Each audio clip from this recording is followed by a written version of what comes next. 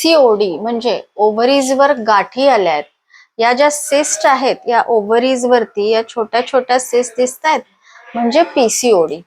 पण पीसीओडी हा एक मेटाबॉलिक डिसऑर्डर आहे आणि याचा संपूर्ण शरीरावर परिणाम होत असतो. म्हणजे योग्य वेळी ट्रीटमेंट घेतली गेली नाही तर कोलेस्ट्रॉल वाढणे, वजन वाढणे, इन्सुलिन रेझिस्टन्स निर्माण होतो, डायबिटीज, प्री डायबिटीज यांची शक्यता कैक पटीने वाढते. त्यामुळे फक्त गोळी घेऊन किंवा हार्मोनल ट्रीटमेंट करून पाळी आणणे एवढीच इथे ट्रीटमेंट नाहीये. संपूर्ण शरीरावर ट्रीटमेंट केले पाहिजे आणि पीसीओडी हे रिव्हर्स खूप इझिली होऊ शकते आणि कुठल्याच औषधाने हे बरे होईल हा एक दुसरा मोठा गैरसमज.